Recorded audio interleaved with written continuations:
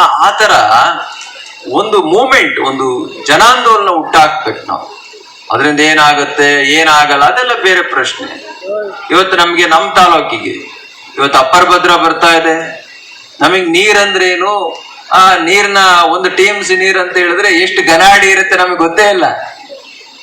ಒಂದು 1000 ಗನಾಡಿ ಉದ್ದ ಅಗಲ ಎತ್ತರ ಇಷ್ಟಾದ್ರೆ 1 TMC ನೀರಂತ.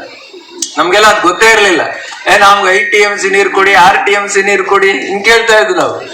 ನಮ್ಗೆ ಅದ್ರ ಬೆಲೆನೇ ಗೊತ್ತಿರ್ಲಿಲ್ಲ. ಹಾಗೆ ನಾವು ಹೋರಾಟ ಶುರು ಮಾಡಿದ್ವಿ 1998ರಲ್ಲಿ ನಾವು ನೀರಾವರಿ ಹಕ್ಕೊತ್ತಾಯ ಶುರು ಮಾಡಿ. ಇದೇನು ವಿಶೇಷವಾದ ಪದ ಇದು, ಹಕ್ಕೊತ್ತಾಯ, ನಮ್ಮ ಹಕ್ಕುಗಳಿಗಾಗಿ ಒತ್ತಾಯ ಅಂತ ಶುರು ಮಾಡುದು. ಅದರ ಫಲವಾಗಿ ಇವತ್ತು ನಮ್ಮ ಜಿಲ್ಲೆಗೆ ಹೇಮಾವತಿ ಬರ್ತಾ ಇದೆ, ಎತ್ತಿನಹೊಳೆ ಬರ್ತಾ ಇದೆ, ಅಪ್ಪರ್ ಭದ್ರಾ ಬರ್ತಾ ಇದೆ. ಮೊನ್ನೆ ಯಾರೋ ಒಬ್ರು ಹಿರಿಯ ರಾಜಕೀಯ ಮುತ್ಸದ್ದಿ ನೀರಾವರಿ ತಜ್ಞರು ಹೇಳ್ತಾ ಇದ್ರು, ಶುರು ಮಾಡಿದ್ದು 5-6 ಸಾವಿರ ಕೋಟಿನಲ್ಲಿ. ನಿಜಲಿಂಗಪ್ಪನವ್ರ ಕಾಲದಲ್ಲಿ ಆ ಅಪ್ಪರ್ ಭದ್ರಾ ಯೋಜನೆ ಏನ್ ಮಾಡಿದ್ರೆ ಕೇವಲ 300-400 ಕೋಟಿಗೆ ಆಗ್ಬಿಡೋದು. ಅವ್ರೇನೋ ಅಲ್ಲಿ ವಸ್ತುರ್ಗದಲ್ಲಿ ಅವ್ರಿಗೆ ಡಿಫೀಟ್ ಆದ್ರು ಅಂತ ಕಾಣುತ್ತ, ಸೋತ್ರಲ್ಲ. ಆ ಸಿಟ್ಟಿಗೆ ಪಾಪ ಅವ್ರಿಗೆ ಅದು ಮಾಡಕ್ ಆಗ್ಲಿಲ್ಲ. ಅದಾದ್ಮೇಲೆ ನಾವು ಕುಮಾರಸ್ವಾಮಿ ಅವರು ಮುಖ್ಯಮಂತ್ರಿ ಆಗಿದ್ದಾಗ ಬೇಡಿಕೆ ಸಲ್ಲಿಸಿದ್ರು. ಅವರು KC ರೆಡ್ಡಿ ಅಂತ, ನಿಮ್ಗೆಲ್ಲ ಗೊತ್ತು ಜಯಣ್ಣ.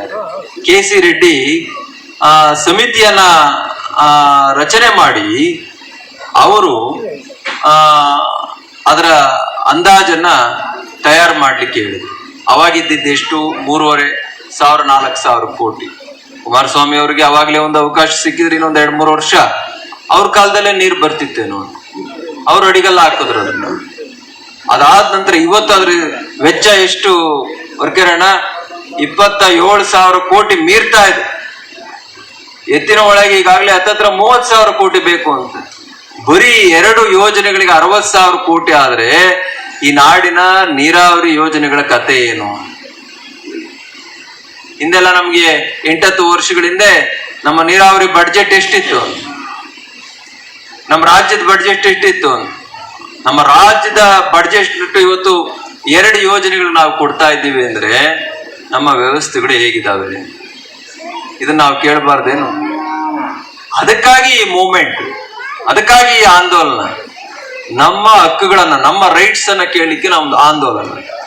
ಎಲ್ಲ ಮಂಡ್ಯದಲ್ಲಿ ಹೋರಾಟ ಮಾಡ್ತಾರೆ, ನಾವು ಅಲ್ಲೋಗಿ ಬೀದಿಗಿಳಿದು ಬಿಸಿಲಲ್ಲಿ ಕುಂತು ಹೋರಾಟ ಮಾಡಲ್ವೇನು ಕಾವೇರಿ ಪರವಾಗಿ? ನಮ್ಮನೆ ತಮಿಳ್ನಾಡಿಗೆ ಹೋಗಿದ್ದಾಗ ಹೊಸೂರಲ್ಲೇನೆ ಕೇಳಿದ್ವಿ ನಾವು, ಮೇಕೆದಾಟು ಮಾಡಿದ್ರೆ ನಿಮ್ಗೆ ಏನಾದ್ರು ತೊಂದರೆ ಆಗತ್ತಾ ಅಂತ. ಅಲ್ಲಿ ಒಬ್ರು ಶಾಸಕರು, ಹೆಸರು ಹೇಳೋದಿಲ್ಲ ನಾನು, ನಮ್ಗೆ ಬಹಳ ಅನುಕೂಲ ಆಗೋದು ಮೇಕೆದಾಟು ಯೋಚನೆ ಮಾಡಿದ್ರೆ. ಏನ್ ಪತಿ ಅವ್ರೆ ಅಲ್ಲಿ ಹೇಳಿದ್ರು ಅವ್ರು, ನಮ್ಗೆ ಜಾಸ್ತಿ ಅನುಕೂಲ ಆಗೋದು. ಅದರಿಂದ ರಾಜಕೀಯಕ್ಕಾಗಿ ರಾಜಕಾರಣ ಮಾಡಬಾರದು ಅಂತ, ರಾಜಕಾರಣಕ್ಕಾಗಿ ರಾಜಕಾರಣ ಮಾಡಬೇಕು ಅಂತ, ರಾಜಮಾರ್ಗದಲ್ಲಿ ರಾಜಕಾರಣ ಮಾಡಬೇಕು ಅಂತ ವ್ಯವಸ್ಥೆಗಳು ಆ ನಿಟ್ಟಿನಲ್ಲಿ ಯೋಚನೆ ಮಾಡಬೇಕು. ಇವತ್ತು ಮೇಕೆದಾಟ ಆದ್ರೆ ಸುಮಾರು 64 TMC ನಮಗೆ ನೀರು ಬರ್ತದೆ.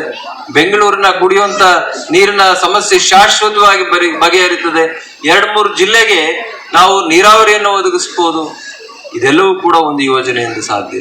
ನಾವಲ್ಲಿ ಹೋರಾಟ ಮಾಡುದು ಇದೇ. ಕುಮಾರಸ್ವಾಮಿ ಅವರು ಅದು ಬಂದಂತ ನಂತರ ಸರ್ಕಾರಗಳು, ಯೋಗೀಶ್ವರು ಇವತ್ತು ಶಿಂಸಾ ಬ್ಯಾಕ್ ವಾಟರ್ನ ತಮಿಳುನಾಡನ್ನು ಒಪ್ಪಿಸಿ ಇವತ್ತು 100 ಕೆರೆಗಳ ನೀರು ಬಿಡಿಸಿಲ್ವಾ? ಚನ್ನಪಟ್ಟಣಕ್ಕೆ, ರಾಮನಗರಕ್ಕೆ, ಮಾಗಡಿಗೆ, ಇದೆಲ್ಲ ಸಾಧ್ಯ ಇದೆ.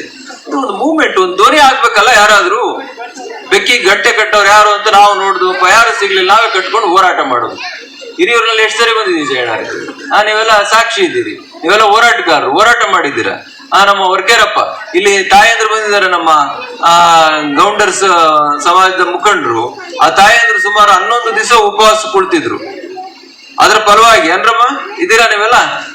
ನೋಡಿ ಆ ತಾಯಿಯವರು ಸುಮಾರು 9 ಜನ, ಅವ್ರಿಗೆ ಚಪ್ಪಾಳೆ ಹೊಡಿರಿ. ಸುಮಾರು 9 ದಿವಸ ಅಂತ ಕಾಳ್ತಿದ್ದ 11 ಜನ ತಾಯಂದ್ರು ಉಪವಾಸ ಕುಳಿತಿದ್ರು. ಅದ್ರ ಪರವಾಗಿ ಸರ್ಕಾರ ನಡುಕ್ತು. 5 ಜನ ಕ್ಯಾಬಿನೆಟ್ ಮಿನಿಸ್ಟರ್ಗಳು ಬಂದ್ರು. ಸುಟ್ಟಾಕ್ಬಿಡ್ತೀವಿ ನಿಮ್ನ ಅಲ್ಲಿ ಜನ. ಹೌದಾ ಜೆಂಡ? ಸುಟ್ಟಾಕ್ಬಿಡ್ತೀವಿ ನಿಮ್ನ, ಇಲ್ಲೇ ಸುಟ್ಟಾಕ್ಬಿಡ್ತೀವಿ. SP ಕಾರಿಗೆ ಬೆಂಕಿ ಇಟ್ಬಿಟ್ರು. ಹೌದು, ಇದೆಲ್ಲ ನಡೀತಲ್ಲಿ. ಕೊನೆಗೆ ಅದಕ್ಕೆ ಜಯ ಸಿಕ್ತು, ಆ ತಾಯಂದ್ರ ಹೋರಾಟಕ್ಕೆ ಜಯ ಸಿಕ್ತು. ಹೆಣ್ಮಕ್ಳು ಉಪವಾಸಗಳು 543 ದಿವಸ ಅಲ್ಲಿ ನೀರಾವರಿ ಹೋರಾಟ ನಡೆದಿದ್ದು. ಈ ತರ ಹೇಳ್ತಾ ಹೋದ್ರೆ, ನಾ ಇಲ್ಲಿಂದ ಆ ಬಳ್ಳಾರಿಗೆ ಹೋಗಿದ್ದೆ.